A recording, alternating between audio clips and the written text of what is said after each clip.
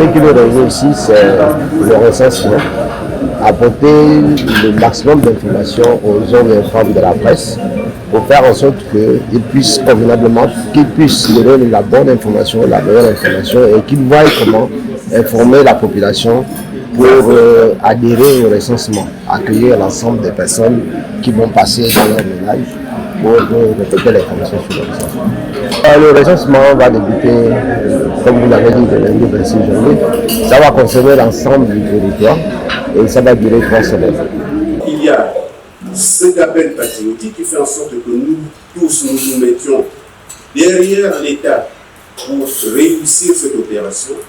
Et puis notre devoir professionnel qui fait en sorte que le journaliste reste journaliste dans le traitement des informations qui concernent le recensement.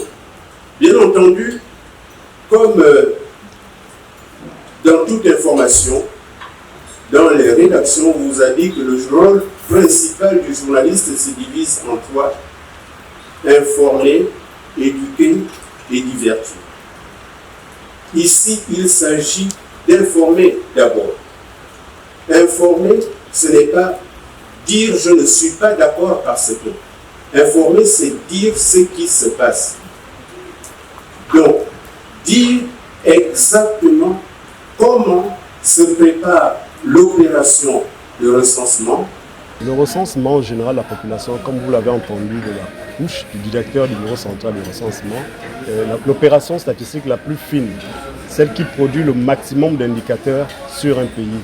Et donc, à travers ces données, le gouvernement va disposer d'un maximum de données, d'informations statistiques qui permettront au gouvernement de déterminer les grandes problématiques, si vous voulez, d'affiner le plan national de développement qui est en train d'être consolidé, et puis de mettre sur pied des politiques qui sont idoines par rapport à toute l'observation que les données vont présenter.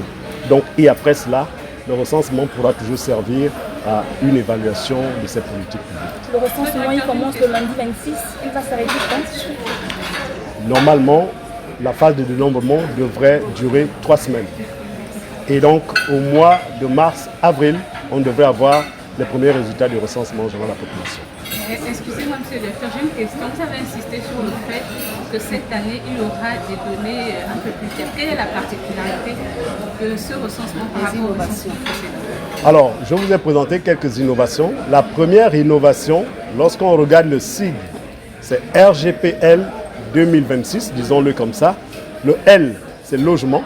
Donc nous allons avoir une appréciation la plus fine possible sur le besoin en logement et qui sera adossée à l'offre de logement qui pourrait être développée par les pouvoirs publics à travers une politique publique. Ça, c'est quelque chose d'immédiat dont les responsables